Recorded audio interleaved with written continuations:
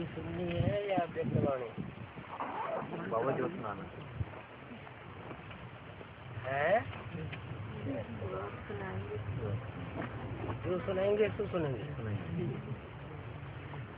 अव्यक्तवाणी सुनेंगे तो रिसेंट मिलेगी 2-1 दिन की। मुरली पुरानी मिलेगी। 2 फरवरी वाली मिलेगी। 2 फरवरी वाली। हाँ जी, हाँ जी, हाँ जी। रिसेंट माने क्या? लेटेस्ट। रिसेंट माने 2 फरवरी वाली।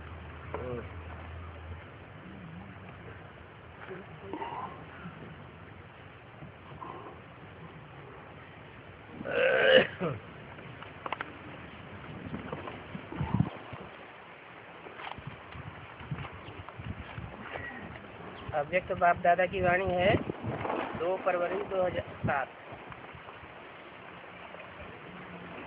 हेडिंग दिया है परमात्मा प्राप्तियों से संपन्न आत्मा की निशानी होलीएस्ट, हाईएस्ट और रिचेस्ट।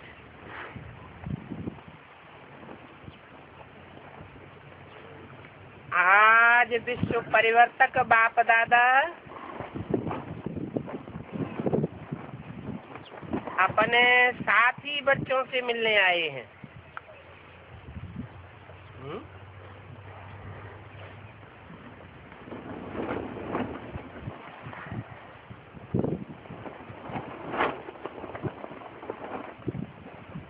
बाप दादा का टाइटल क्या दिया?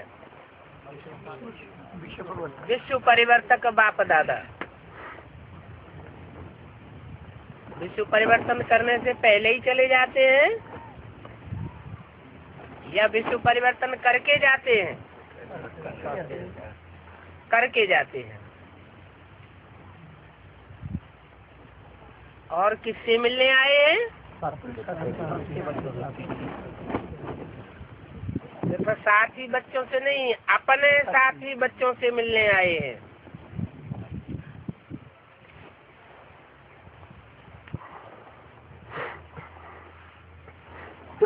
हर एक बच्चे के मस्तक में 3 परमात्मा विशेष प्राप्तियां देख रहे हैं।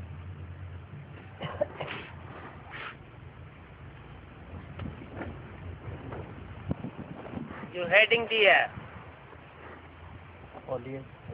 एक है होलीएस्ट, दूसरा हाईएस्ट और तीसरा रिचेस्ट।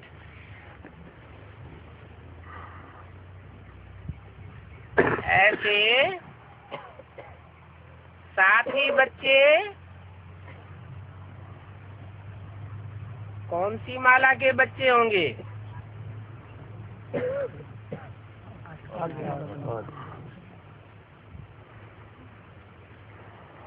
विजय माला के साथी बनी होंगे।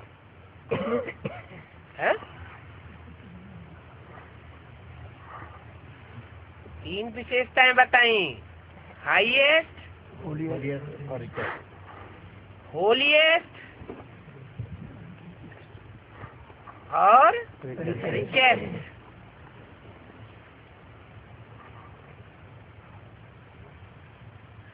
तो विजय माला में कौन सी क्वालिटी नहीं मिलती? रिचेस्ट नहीं है, लक्ष्मी, और रिचेस्ट नहीं, जो बांटने वाली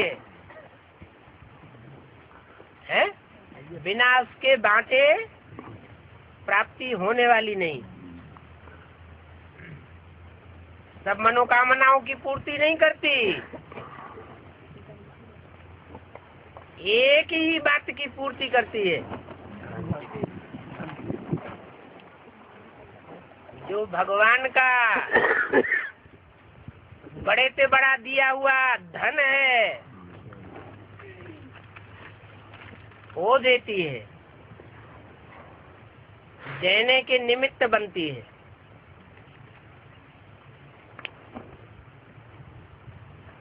और प्रैक्टिकल जीवन में देने के निमित्त बनती है।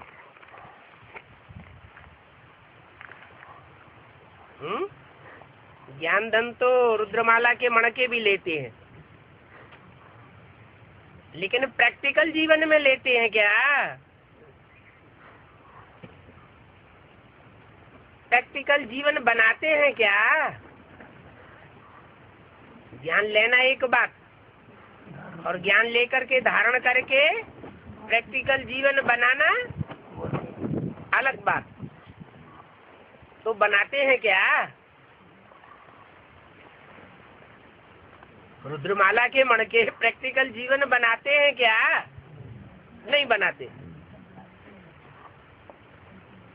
तो देने वाला रिचेस्ट हुआ या लेने वाला रिचेस्ट हुआ? लक्ष्मी ज्ञान धन देने वाली है, इसलिए माता गुरु कहा जाता है।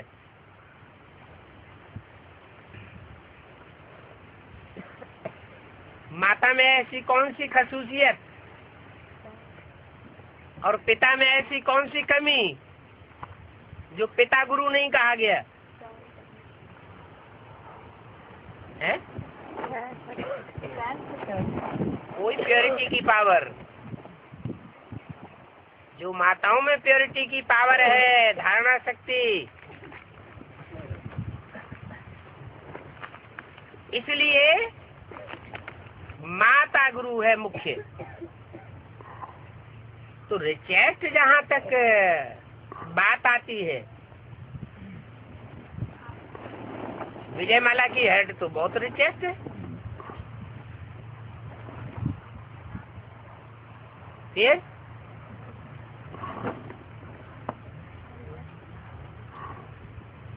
लेकिन बनती कब है रिचेस्ट?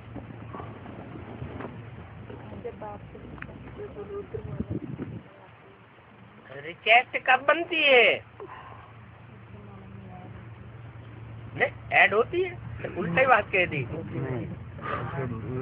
रुद्रमाला के मणके विजयमाला में ऐड होते हैं, लेकिन लक्ष्मी भी रिचेस्ट तब बनती है जब एडवांस ज्ञान उठाती है।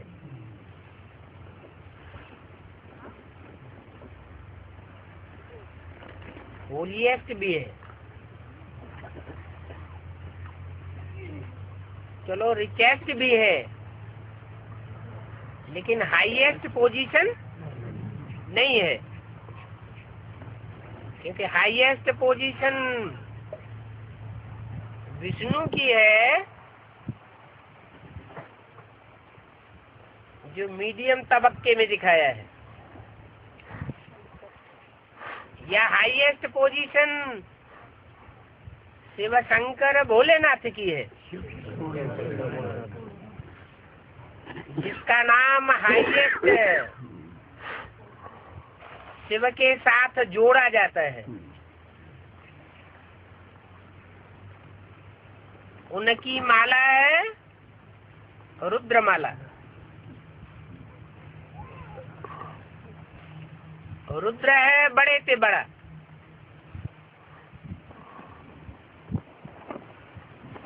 तो साथी बच्चे कौन से हुए? रुद्रमाला में ही साथी बच्चे हैं, जो विजयमाला वालों के भी बीज हैं।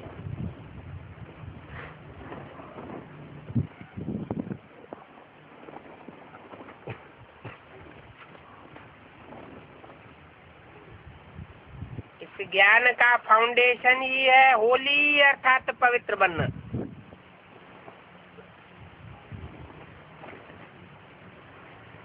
तो हर एक बच्चा होलीएस्ट है।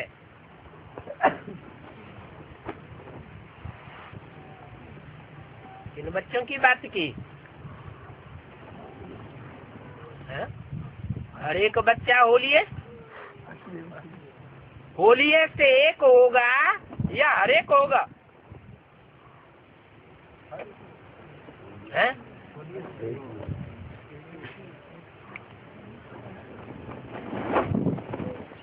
कहते हैं गुड, बेटर, बेस्ट। दो के बीच में तुलना की जाती है तो कहेंगे एक है बेटर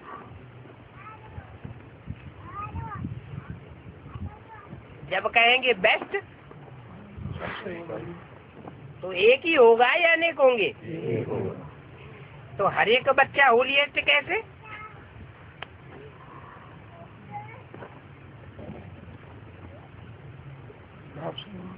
बाबा को अंग्रेजी नहीं आती क्या? इसलिए बोला कि हर एक बच्चा अपनी अपनी जनरेशन में पूर्वज है।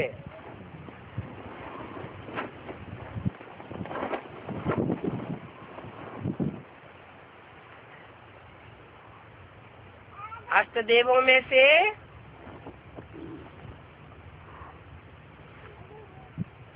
जो 8 हैं,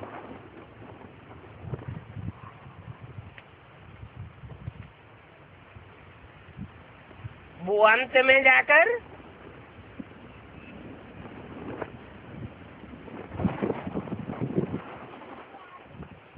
कोई न कोई जनरेशन के निमित्त बन जाते हैं उठाने के। कोई चंद्रवंश का निमित्त बनता है, कोई इस्लाम वंश का निमित्त बनता है,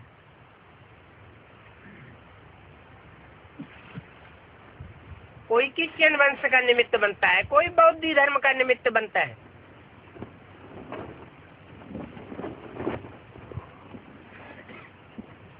क्योंकि पूर्वज हैं,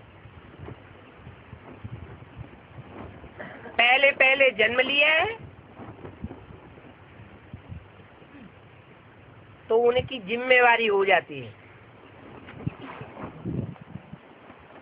इसलिए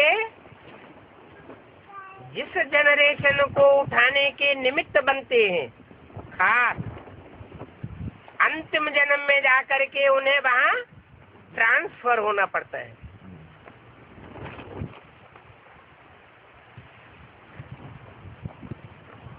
जैसे कहते थे, अच्छे अच्छे हैंड्स कहाँ भेजे जा रहे हैं? विदेश में भेजे जा रहे हैं। वैसे भी देखा जाए तो कलयुग के अंतिम जन्म में भारत का जो जहीन तबक्का है, वो भारत में सेवा के निमित्त बन रहा है या विदेशों में सेवा के निमित्त बन रहा है?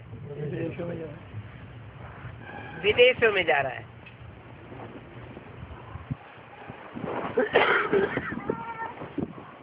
तो बोला हर एक बच्चा होलीएस्ट है। किनके बीच में? अपनी जनरेशन नहीं, वो नहीं अपनी जनरेशन समझते हैं, वो सिर्फ निमित्त बनते हैं। क्या निमित्त बनते हैं? ये जनरेशन का उत्थान हमारे द्वारा होना है तो विश्व कल्याणकारी।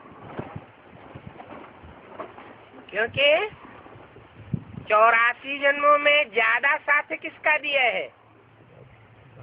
किसी वर्ग विशेष का साथ दिया है या विश्व कल्याणकारी बाप का साथ दिया है? जन्म जन्म के साथी हैं। इसलिए बोला अपने साथी बच्चों से मिलने आए हैं।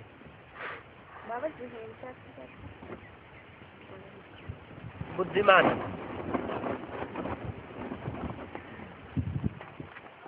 तो हर एक बच्चा होलीएस्ट है। पवित्रता सिर्फ ब्रह्मचर्य नहीं,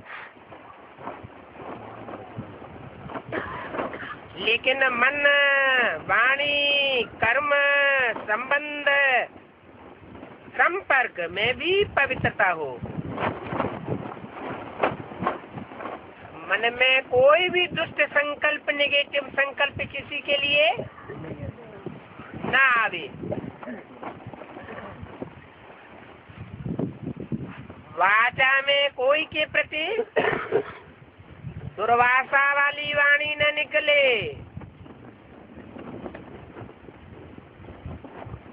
और कर्मों में कर्मेंद्रियों से कोई ऐसा कर्म न हो जो दूसरे को दुख दे जावे, और संबंध भी मीठे संबंध हो, कोई के संपर्क मात्र में भी आवे तो उनको खुशी का अनुभव हो, ऐसी पवित्रता धारण करने वाले हो। आप देखो, आप ब्राह्मण आत्माएं हो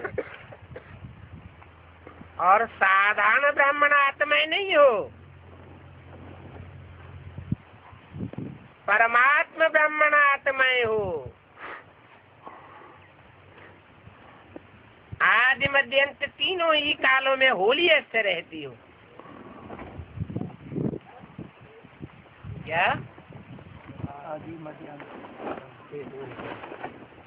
जो भी जनरेशन के निमित्त है, उस जनरेशन में, उस जनरेशन के बीच में आप जितने आदि में, मध्य में और अंत में भी, कलयुग के अंत में भी आप जितने पवित्र रहते हो, उतना कोई भी पवित्र नहीं रहता।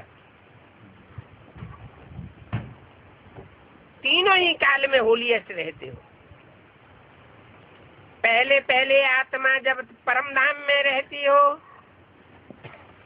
तो वहां भी होलीएस्ट हो।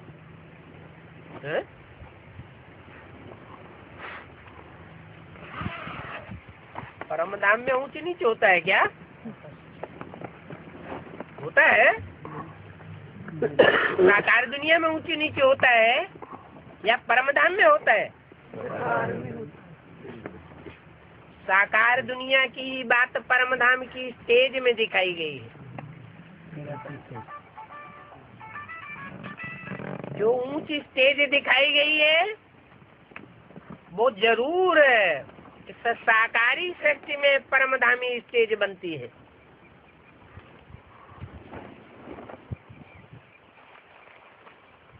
इसलिए बोला कि परमधाम में रहते हो तो वहां भी होलीएस्ट हो। जो परमधामी संगठन होगा, निसंकल्प तेज वालों का जो संगठन होगा, वहां भी तुम ऊंची सीट में होंगे, ऊंचे से ऊंची सीट होगी अपनी अपनी स्टेज में।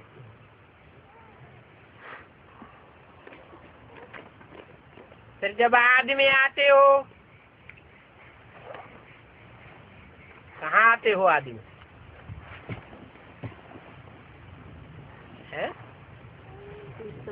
सतवीं दुनिया में। फिर जब आदि में आते हो तो आदि काल में भी देवता रूप में होलीएस्ट आत्मा रहे हो। होलीएस्ट अर्थात पवित्र आत्मा की विशेषता है प्रकृति में रहते संपूर्ण पवित्र रहना, प्रवृत्ति के बीच। क्या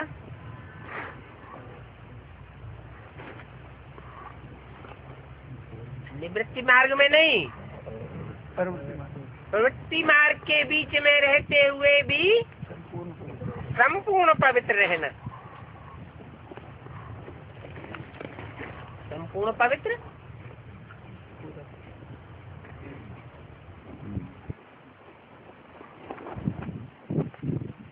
कहाँ तक संपूर्ण पवित्र? कर्मेंद्रियों से संपूर्ण पवित्र या दृष्टि से संपूर्ण पवित्र? कर्मेंद्रियों के मुकाबले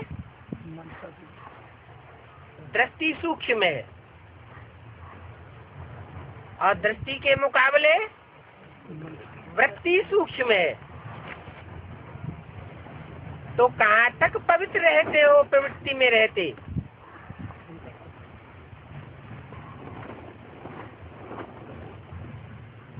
राधा कृष्ण जैसे बच्चे जन्म लेने वाले वो कहाँ तक पवित्र होंगे? सृष्टि तक पवित्र होंगे। और आप प्रवृत्ति में रहते संपूर्ण पवित्र, दृष्टि मात्र से भी लूज होने वाले नहीं। कहाँ तक पवित्र? वृत्ति वाइब्रेशन तक पवित्र रहते हो। उस पवित्रता से जनरेशन पैदा होती है और भी पवित्र बनते हैं। क्या ऐसे नहीं आप ही पवित्र बनते हो, और भी पवित्र बनते हैं, लेकिन आपकी पवित्रता की विशेषता है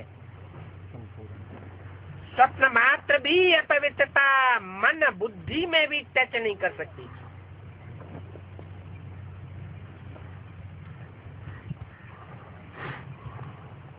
सत्युग में आत्मा भी पवित्र बनती और शरीर भी आपका पवित्र बनता। आत्मा और शरीर दोनों की पवित्रता जो देव आत्मा रूप में रहती है वो श्रेष्ठ पवित्रता है।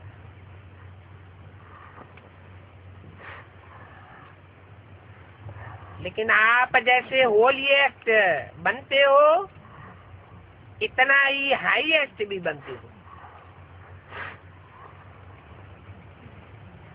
सबसे ऊंचे से ऊंचे ब्राह्मण आत्माएं और ऊंचे से ऊंचे बाप के बच्चे बने हो।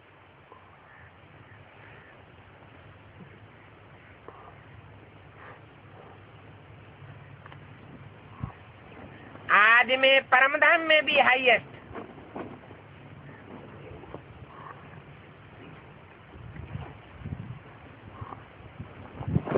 बना। तुम बच्चे परमधाम को इस सृष्टि पर उतार लेंगे तो जो परमधामी स्टेज होगी उसमें भी हाईएस्ट पोजीशन आपकी होगी। अर्थात बाप के साथ साथ रहते हो। सीट कहाँ होगी? बाप के साथ साथ सीट होगी।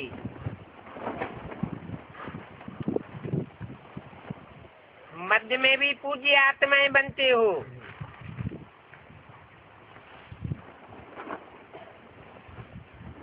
कितने सुंदर मंदिर बनते हैं और कितनी विधि पूर्वक आपकी पूजा होती है। किनके? अष्टदेवों के।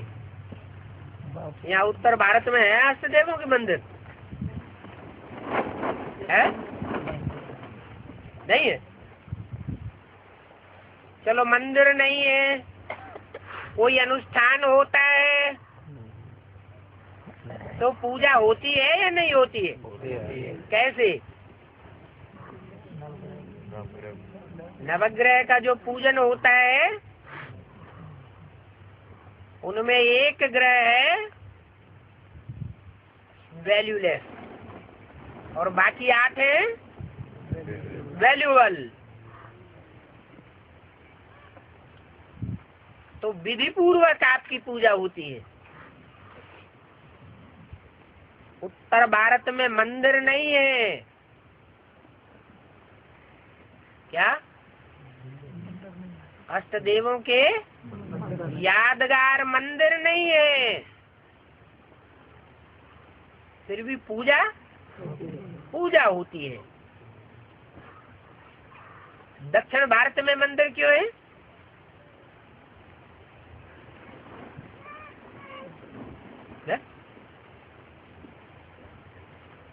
अरे हाँ, क्योंकि बाप विदेशी बनकर आया हुआ है तो बच्चे भी डबल विदेशी बनकर आए हुए हैं। इसलिए दक्षिण भारत है भारत का विदेश।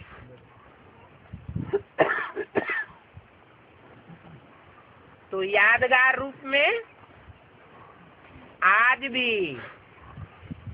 और पुराने समय से भी यादगार मंदिर कहाँ बने हुए हैं? दक्षिण भारत। विधि पूर्वक पूजा होती है। जितनी विधि पूर्वक आप देवताओं के मंदिर में पूजा होती है, उतनी औरों के मंदिर बनते हैं,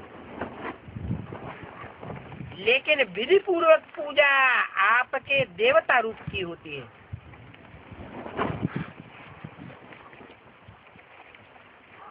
सिद्धि कैसे मिलती है?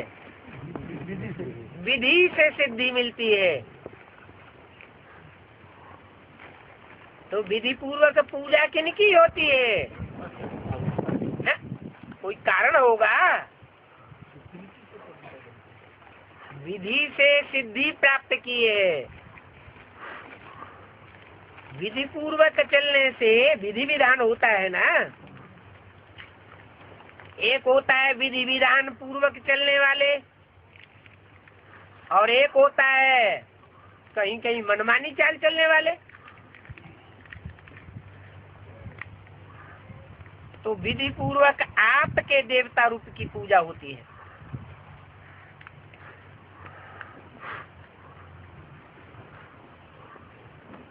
जरूर आपने विधि विधान पूर्वक जीवन सफल किया है, ब्राह्मण जीवन। तो होलीएस्ट भी हो और हाईएस्ट भी हो, साथ में रिचेस्ट भी हो। दुनिया में कहते हैं रिचेस्ट इन दी वर्ल्ड।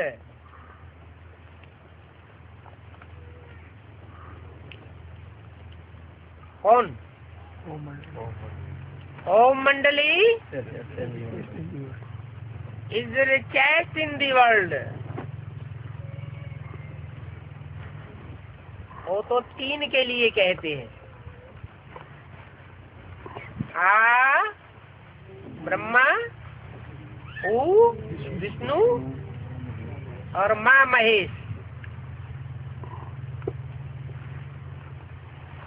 लेकिन आप रिचेस्ट इन दी कल्प है। क्या?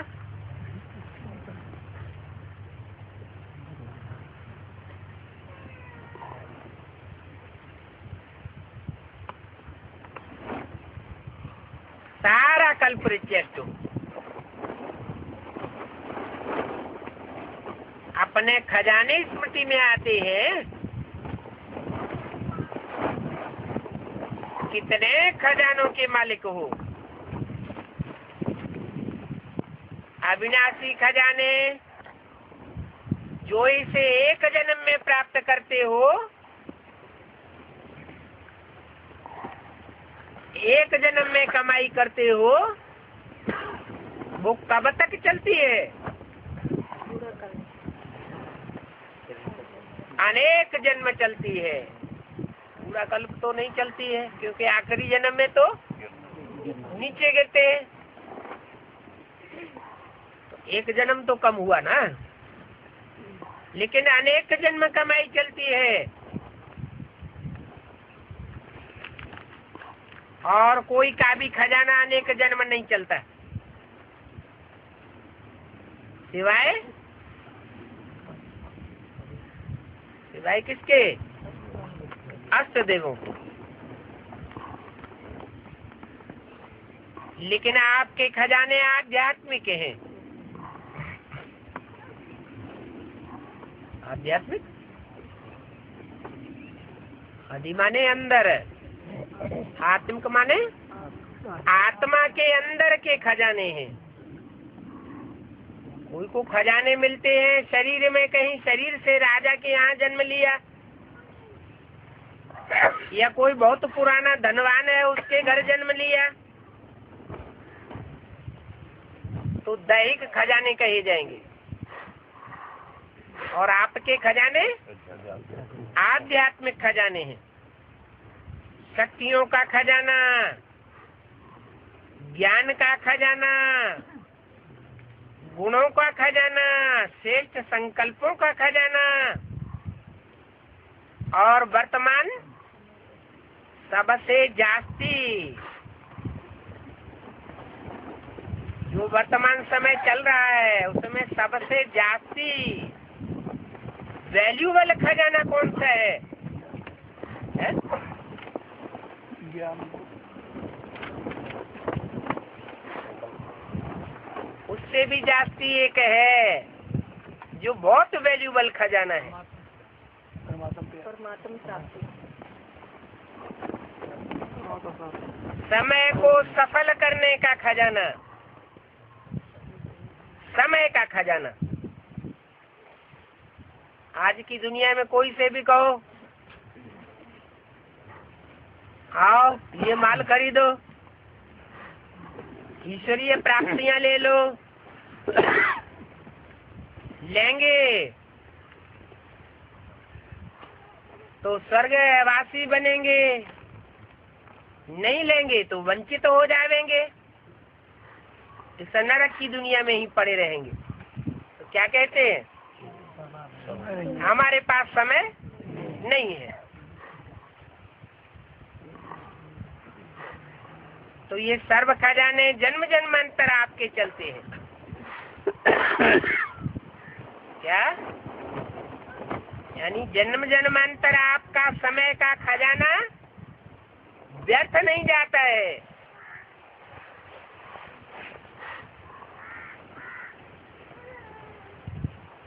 जो संगम युग में शूटिंग होती है वो शूटिंग जन्म जन्मांतर की बन जाती है।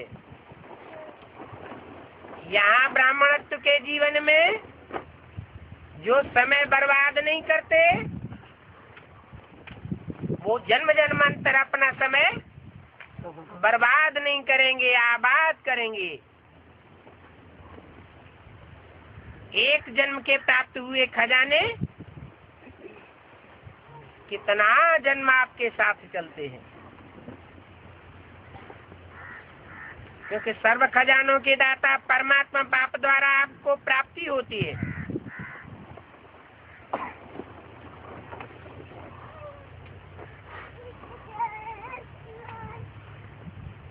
कृष्ण और राधा को प्राप्ति किससे होगी?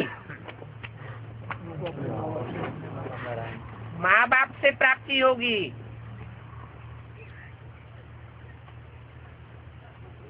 उनको देह का बाप कहेंगे या आत्माओं का बाप कहेंगे?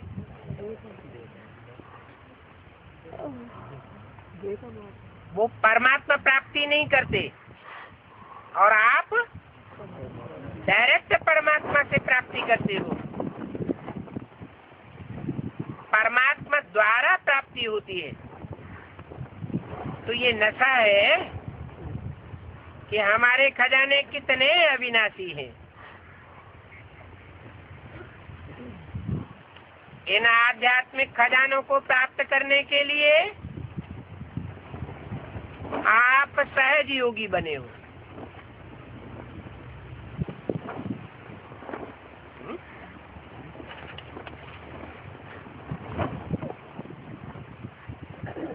आप ही सहज योगी क्यों बने हो?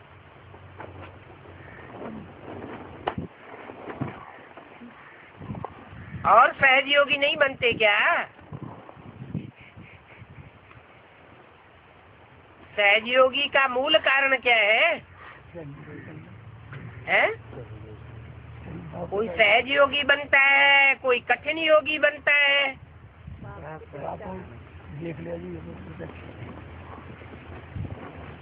अच्छा, 8 ही देख पाते हैं और कोई नहीं देख पाते है?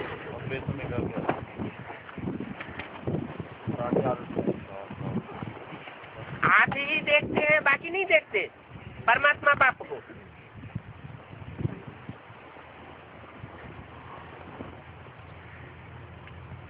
सहज योगी, सहज राजयोग,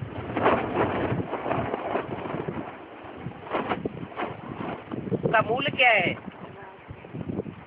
सहज कब होता है और कठिन कब हो जाता है? प्रेम ना हो, कठिन है, प्रेम हो तो तथाकथित ब्राह्मणों को कठिन क्यों है? निरंतर याद भी कैसे होती है?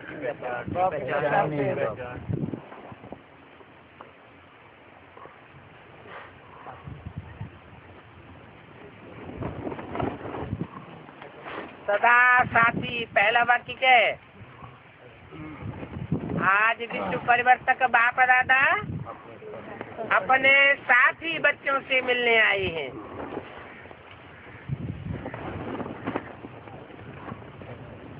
साथ निभाने वाले हैं।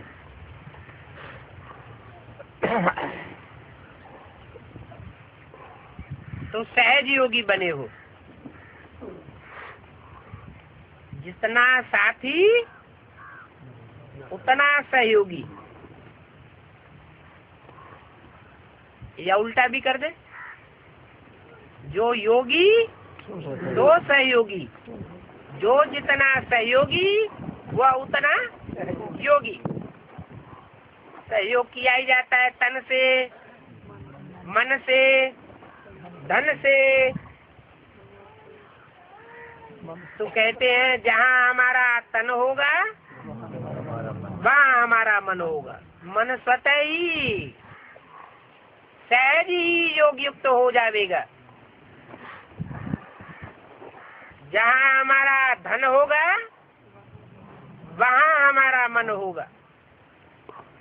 सारे जीवन की कमाई कोई कारखाने में लगा दे और फिर चला जाए योग लगाने महात्मा के पास, तो मन कहाँ भागेगा? कारखाने में भागेगा।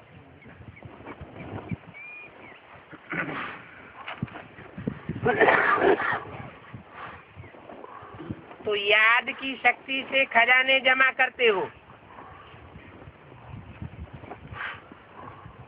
इस समय भी इन सर्व खजानों से संपन्न बेफिक्र बादशाह हो। क्या? कौन कौन से खजानों से बेफिक्र हो? शक्तियों के खजानों से, गुणों के खजाने से संपन्न, और श्रेष्ठ संकल्पों के खजाने से संपन्न, समय के खजाने से संपन्न, और ज्ञान रत्नों के खजाने से भी संपन्न। सभी खजानों से संपन्न बेफिक्र बादशाह। कोई खजाने के लिए फिक्र है क्या? है फिक्र? क्योंकि ये खजाने जो है इनको न चोर लूट सकता है और न राजा खा सकता है। क्या? राजकाज की मशीनरी होती है ना, इनकम टैक्स है,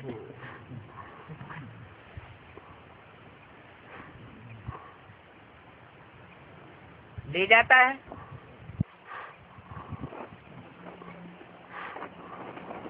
सरकारी ढेर ऐसे महकमे हैं जो खलास कर देते हैं।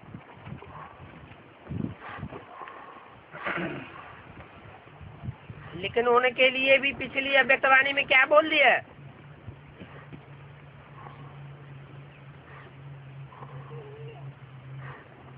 जैसे कोई की सारी संपत्ति राज्य अधिकारी हड़प कर लेते हैं, गवर्नमेंट छीन लेती है, चाहे इनकम टैक्स के रूप में हो या कैसे भी हो, तो बर्बाद हो जाते। लेकिन तुम बच्चों के भाग्य का भंडार खुल गया है।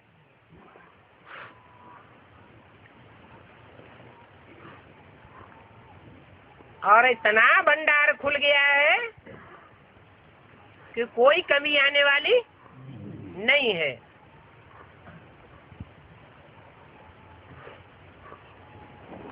तो आपको जो खजाने मिले हैं, न उनको चोर लूट सकता, न राजा खा सकता, न पानी डुबो सकता, इसलिए बेफिक्र बादशाह हो। इंडिया में अभी कौन से शहर में सबसे जास्ती धन संपत्ति है? बम्बई में। विनाश होगा तो क्या हाल होगा?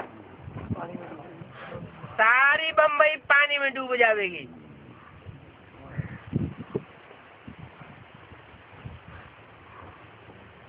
तो आपकी संपत्ति को पानी डुबा नहीं सकता, इसलिए बेफिक्र बादशाह। तो ये खजाने सदा स्मृति में रहते हैं।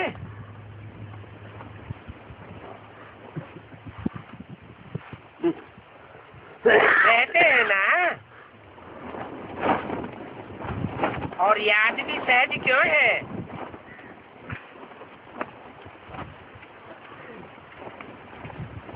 क्योंकि सबसे ज्यादा याद का आधार होता है। क्या होता है याद का आधार? अरे स्नेह भी किस आधार पर होता है? क्या साकार के साथ क्यों याद? साकार के साथ क्या प्राप्ति है? प्यार क्यों होता है? स्नेह क्यों होता है?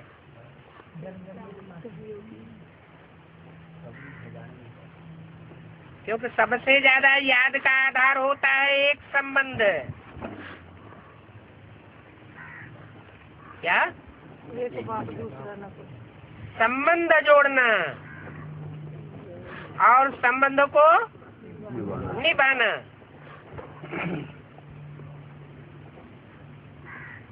तो याद का आधार होता है एक तो संबंध और दूसरा प्राप्ति।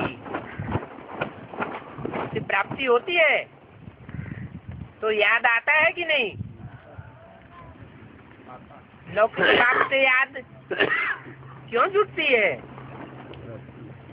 लौकिक बाप से वर्षा मिलता है, वो हद का वर्षा मिलता है। और ये बेहद का पारलौकिक बाप है, इससे बेहद की प्राप्ति होती है। तो सहज याद का आधार क्या बात बताई? दो बातें, एक संबंध और दूसरा प्राप्ति। और संबंध भी जितना प्यारा संबंध होगा उतनी प्राप्ति स्वतः ही आवेगी।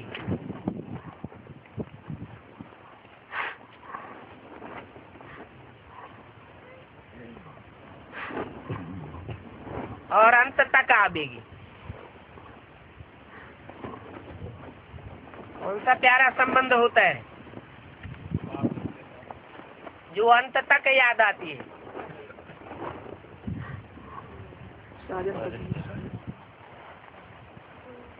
और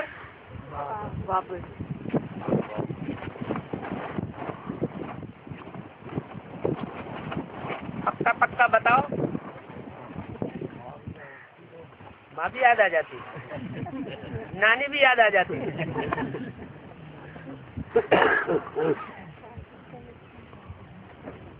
अरे कोई मरता है तो भगवान याद आ जाता। कोई स्त्री मरती है तो किसकी याद आ जाती है अंत में?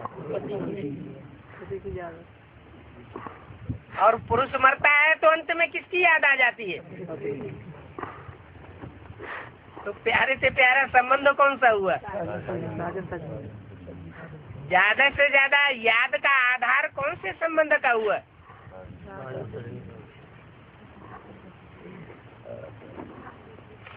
तो बताया जितना प्यारा संबंध होता है उतनी याद स्वतः आती है, याद करना नहीं पड़ता। संबंध जुटा और स्वतः ही याद आती है, क्योंकि संबंध में स्नेह समाया हुआ है। और जहाँ स्नेह होता है तो स्नेही को याद करना कोई मुश्किल बात नहीं होती है। याद करना मुश्किल होता है या भूलना मुश्किल होता है। कोई की कोई से लगन जुट जाए, लागत लग जाए, कहते ना, तो याद भूले नहीं भूलती, भूलना मुश्किल हो जाता है। तो बाप ने सर्व संबंध का आधार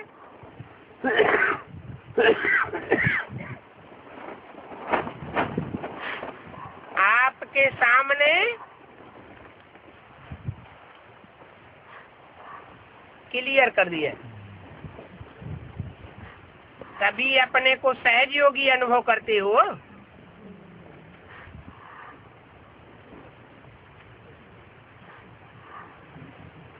बा मुश्किल योगी हो? सहज है कि कभी सहज होता है और कभी मुश्किल अनुभव होता है। जब बाप को संबंध और स्नेह से याद करते हो तो याद मुश्किल नहीं होती। और प्राप्तियों को याद करो।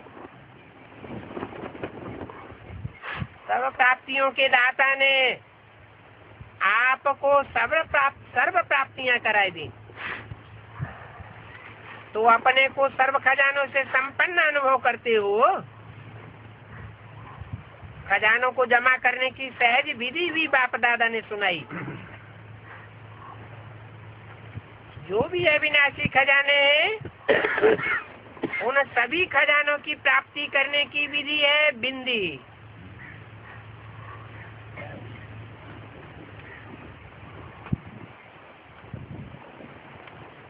क्या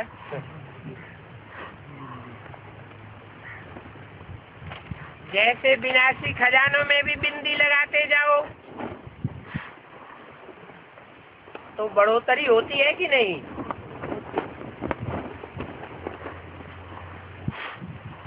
बढ़ता जाता है ना। तो अविनाशी खजानों को जमा करने की विधि है बिंदी लगाना। क्या क्या बिंदी लगाना है? भक्ति मार्ग में तो माताएं यूं बिंदी लगा लेती है, पुरुष लोग यूं टीका लगा लेते हैं। बिंदी लगा ले है? आत्मिक स्टेज, आत्मिक स्टेज की बिंदी लगाना भी मुख्य है, लेकिन ड्रामा की बिंदी लगाना भी मुख्य है। कुछ भी हो जाए, क्या दुनिया उलट पलट हो जाए तो क्या क्या हुआ? ड्रामा, कोई फर्क नहीं है अलबत्ता। और अगर फर्क पड़ गया, चेहरा उतर गया, आंसू आ गए, डिप्रेशन आ गया, तो कहेंगे बिंदी लगाई। 3 बिंदियां हैं। एक आत्मा की बिंदी है और दूसरी बाप की बिंदी। आत्मा की बिंदी पक्की होगी तो बाप भी याद आवेगा। आत्मा की बिंदी पक्की नहीं होगी तो बाप भी याद नहीं। देवान में होंगे, बाप याद आ ही नहीं सकता। तो पहली आत्मा की बिंदी और दूसरी बाप की बिंदी। और ड्रामा में जो भी होता है बीत जाता है, तो फुल स्टॉप अर्थात बिंदी। 2 फरवरी 2007 की अव्यक्तवाणी का दूसरा पेज। तो बिंदी लगाना आता है,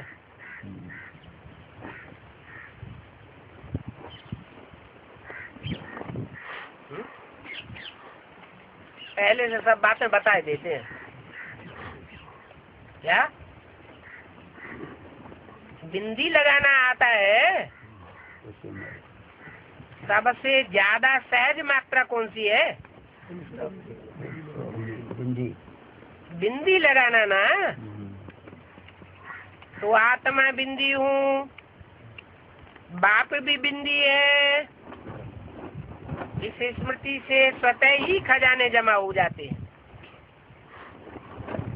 तो बिंदी को सेकंड में याद करने से कितनी खुशी होती है।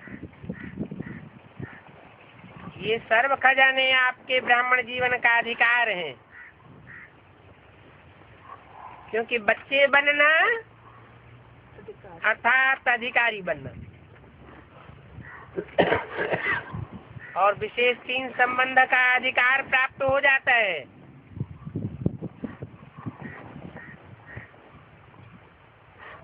विशेष प्राप्ति करने वाले संबंध कौन से हैं?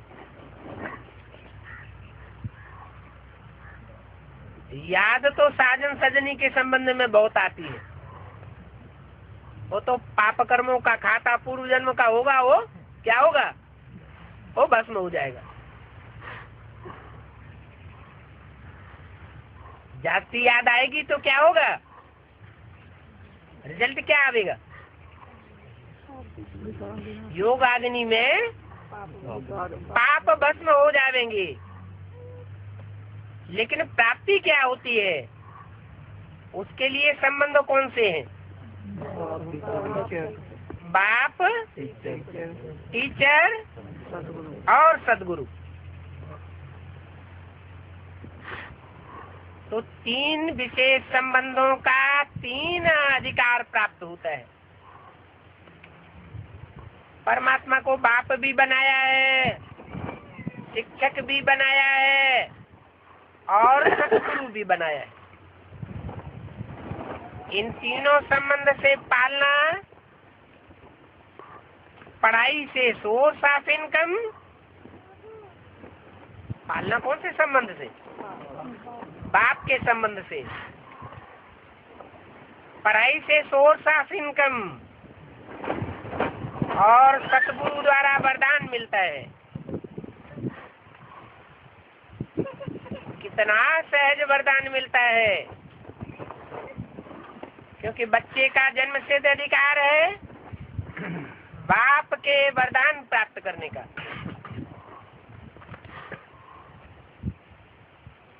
बाप दादा हर बच्चे का जमा का खाता चेक करते हैं।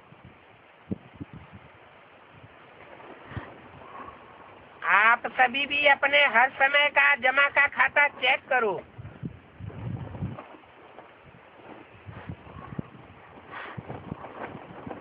जमा हुआ व नहीं हुआ, उसकी विधि है। जो भी कर्म किया,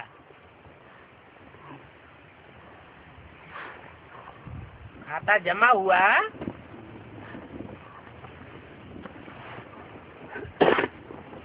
या घाटा हुआ, उसे चेक करने की विधि क्या बताई? जो भी कर्म किया उस कर्म में स्वयं भी संतुष्ट,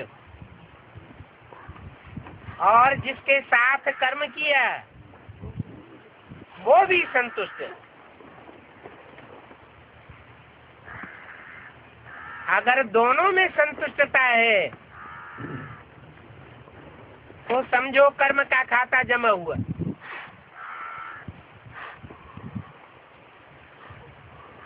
और स्वयं असंतुष्ट हो गए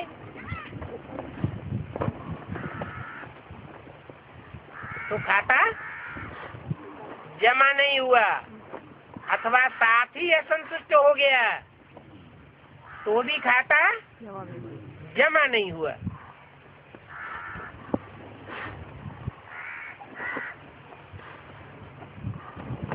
तो देखो, अगर स्वयं में जिससे संबंध है उसमें संतुष्टता नहीं आई तो जमा नहीं होता है। बाप दादा सभी बच्चों को समय की सूचना भी देते रहते हैं।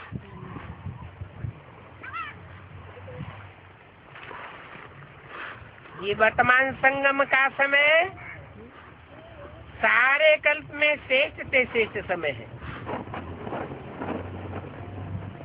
क्योंकि ये संगम ही श्रेष्ठ कर्मों के बीज बोने का समय है।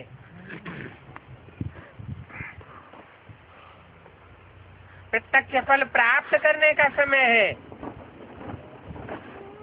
इस संगम के समय में एक एक सेकंड श्रेष्ठ से श्रेष्ठ है।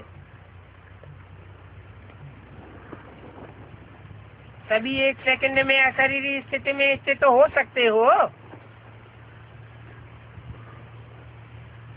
बाप दादा ने सहज विधि सुनाई कि निरंतर याद के लिए एक विधि बनाओ।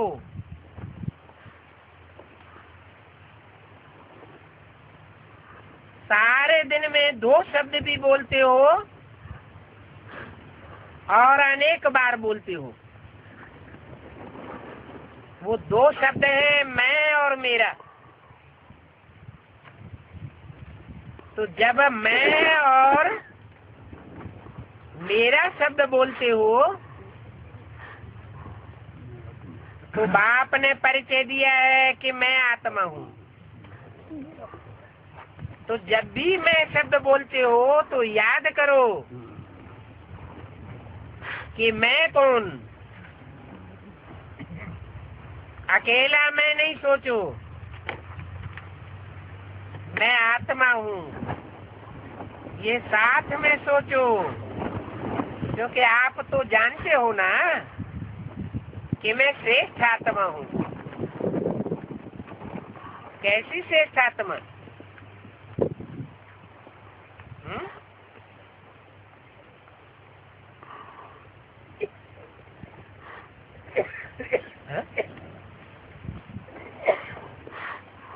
वर्तमान समय में जो भी ब्राह्मण हैं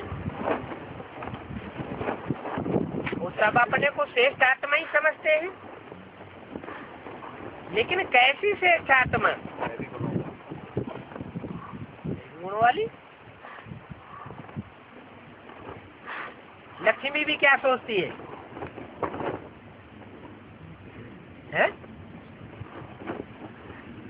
लक्ष्मी भी सोचती है मैं श्रेष्ठ आत्मा हूँ।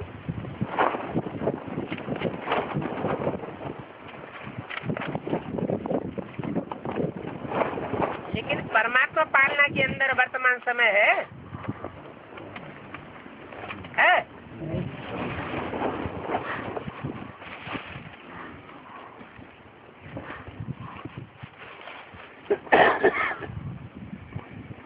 जगदम्बा भी क्या सोचती है? श्रेष्ठ आत्मा हूँ। लेकिन पास्ट में या वर्तमान समय में? पास्ट में कहेंगे मैं श्रेष्ठ आत्मा हूँ। कौन? जगदम्बा। वर्तमान समय क्यों नहीं कहेगी? हाँ,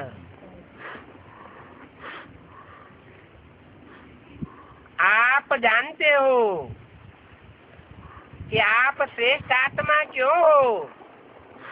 क्योंकि प्रैक्टिकल परमात्मा पालना के अंदर रहने वाली आत्मा हो।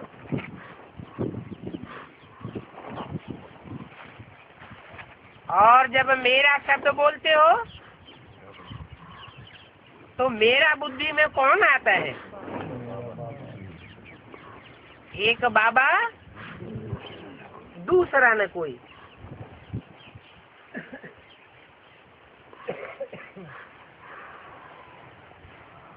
मेरा बाबा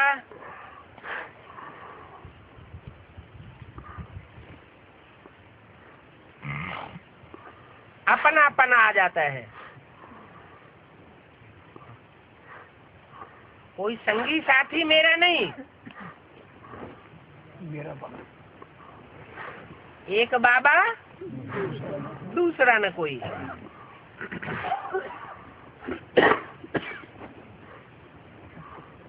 अर्थात परमात्मा बाप।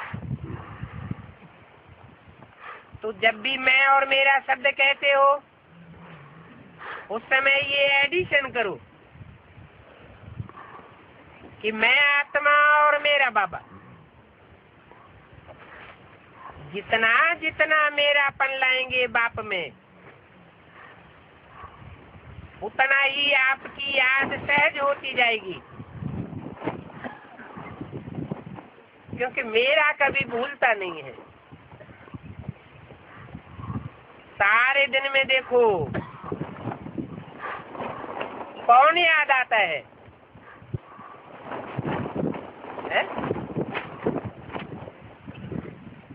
सारे दिन का रिजल्ट देखो, चेकिंग करो कि सारे दिन में जो भी याद आते हैं वो कौन याद आते हैं? जिनमें मेरापन लगा हुआ है वो याद आते हैं। मेरा ही याद आता है ना। तो इस विधि से सहज निरंतर योगी बन सकते हो। बाप दादा ने हर बच्चे को समान की सीट पर बिठाया है। ये समान की लिस्ट अगर इस स्थिति में लाओ तो कितनी लंबी है, क्योंकि समान में स्थित है तो देवान आ नहीं सकता। या तो देवान होगा या समान होगा। समान का अर्थ ही है स्व अर्थात आत्मा का श्रेष्ठ स्मृति का स्थान। तो सभी अपने समान में स्थित हैं। जितना समान में स्थित होंगे उतना क्या रिजल्ट होगा?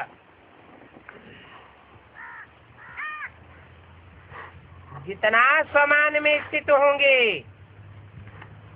उतना दूसरों को सम्मान देना स्वतः ही हो जाता है।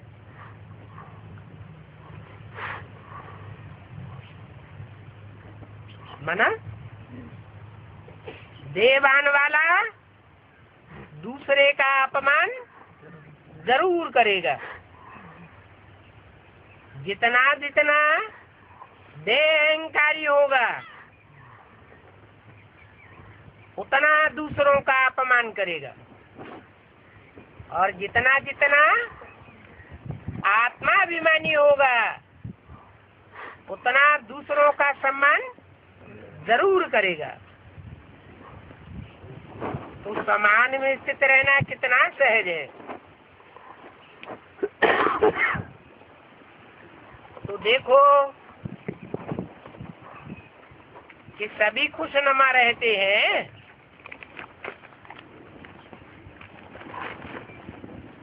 क्योंकि जो खुशनुमा रहने वाला है उसकी निशानी क्या होगी?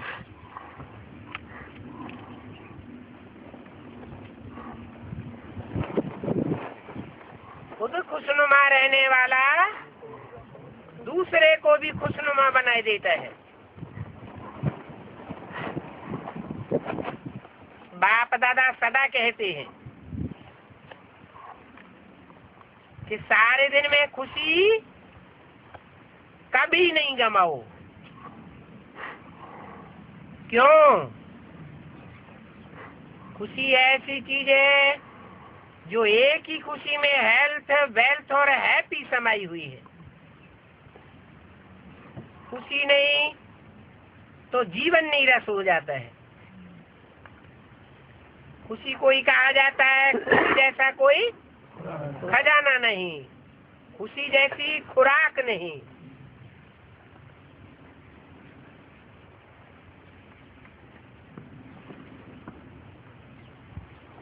कितने भी खजाना हो, लेकिन खुशी नहीं तो खजाने से भी प्राप्ति नहीं कर सकते हैं। खुशी के लिए कहा जाता है खुशी जैसी खुराक नहीं, तो वेल्थ भी है खुशी, और खुशी हेल्थ भी है, और नाम ही खुशी है तो हैप्पी तो है ही। तो खुशी में तीनों चीजें समाई हुई है।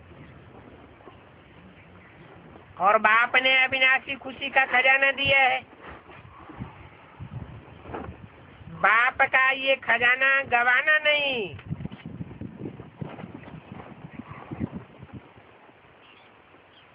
तो सदा खुश रहेंगे।